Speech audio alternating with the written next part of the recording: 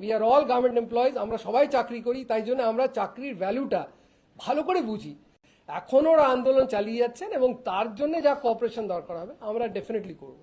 It's too early, যেটা আজ ADG south Bengal সাহেব আগেই পয়েন্ট আউট করেছেন। আমরা will definitely try to find out, কারণ আমরা বিলিভ করি এবং এক্সপেক্ট করি যে টিচার্স যারা আছেন তারা সমাজের প্রতিষ্ঠা করেন, তারা গড়েন আমাদের সমাজ, এবং তারা এমন কিছু যেগুলো কয়েকটা ঘটনা হয়েছে সেটা কাম্য না, সেটা নট এক্সপেক্টেড ফ্রম টিচার্স, এবং হোপফুলি আমরাও সেটা বিলিভ করি যে কিছু একটা যদি হয়ে থাকে সেটা আমরা ডেফিনেটলি ফাইন্ড আউট করবো। কিন্তু টিচার্স উই এক্সপেক্ট, অবভিয়াসলি এই জন্য আমরা প্রচন্ড ছিলাম, সহানুভূতি ছিলাম। Teachers are the pillars, one of the pillars of the society, এবং উই এক্সপেক্ট দ্যাট ওনারা আমাদের সঙ্গে কোঅপারেট করে। এবং ফিউচারে এটাই বললাম, কালকের ইনসিডেন্ট ওয়াজ ওয়ান অফ, যেটার ওনলি মাকসাদ বা যেটা বলেন ওনলি পারপাস ওয়াজ টু সেফলি ইভ্যাকুয়েট যারা ফেসে আছেন তাদের বের করে দেওয়ার জন্য করা হয়েছে।